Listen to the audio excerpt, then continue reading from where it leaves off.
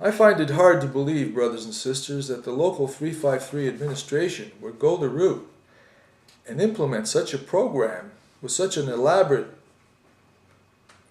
plan, including government participation, that allowed the contractors to use cheaper workers that would displace, in effect, journeymen, and then shelve it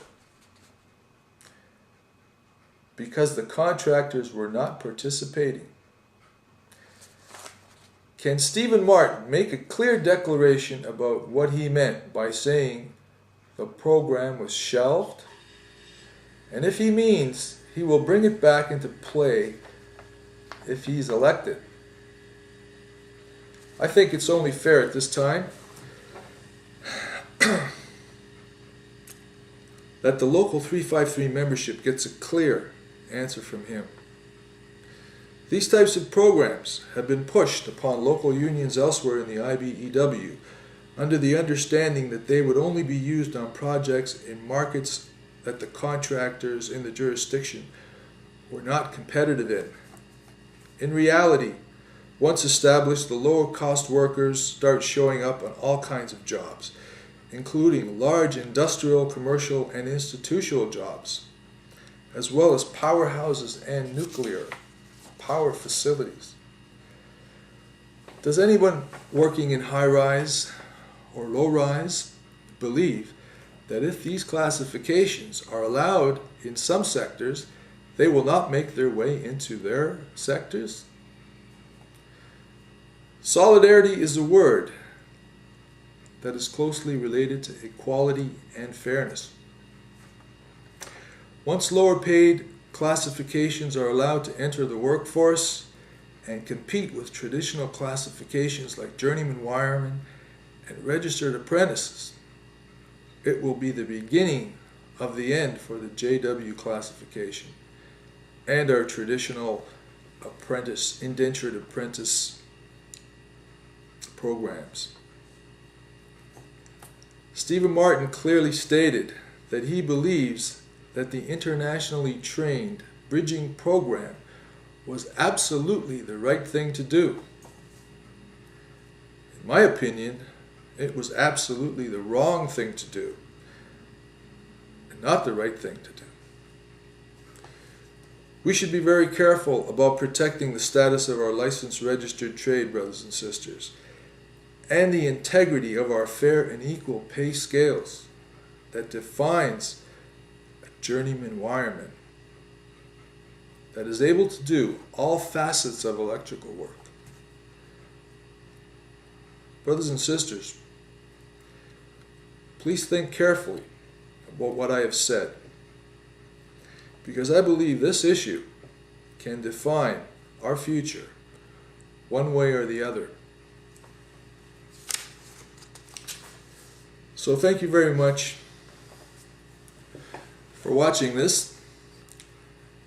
I managed to get through it, and I probably will put this on YouTube the way it is, because I don't like editing. And let me quote a friend of mine on the internet, Herman Benson from the Association for Union Democracy, when I pointed out small typographical errors. He said to me that including errors shows we're human. I agree. Everyone makes mistakes. Nobody's perfect. And I could probably do this again and edit it and try to make it better. But I probably wouldn't succeed. So, you know what? I'm leaving it as it is.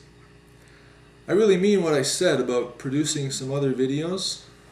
There's some specific issues I want to address, especially with the low-rise house wiring sector and some of the things that happened at their meeting last year, their ratification meeting, and the contract that they accepted by a very narrow margin, and some of the issues that happened at their meeting. I also want to talk about our pension plan in more detail and explain about some of the terms that are being used, such as smoothing. Smoothing is a term that some pension plans use to offset deficits with surpluses, or vice versa. Our pension plan trustees have introduced smoothing at a time when they're using it to offset deficits. And at first it was a 3-year smoothing. Now it turns into a 5-year smoothing. What that means is we're offsetting losses, but those losses are reflected in the solvency deficiency, which I say is so important. It's important for us to see the fact that our pension plan assets are diminishing despite market investment gains and high contributions. Now, I've heard the actuary explain this off with long-term interest rates. I buy that to an extent, but I don't think we have enough specific information to be able to gauge whether our funds are being invested properly. And I understand managing the fund means managing the fund in good times and bad, but I'm absolutely convinced we have to have full accountability. We have to watch over our pension plan. We should not accept confusing data presented in a way that's not comprehensive. Comprehensive means basically understanding it clearly. And there's a law that has been changed, or in the process of being changed. I believe it's called Bill 120. Apparently it's going to take effect in July sometime. And I based my question on the solvency deficiency on the effect that legislation change will have on our pension plan, because I believe, if I understand it correctly, it'll allow the regulators to make the pension plan make certain changes. Now, I understand we have a special a SOMEP, Specified Ontario Multi-Employer Pension Plan, which doesn't require us to address solvency deficiencies. In my discussions with certain Local 353 trustees, they keep referring to that as the solution for the types of questions I'm asking. I understand what that law means, but I also want to have the facts, and I believe you should have the facts.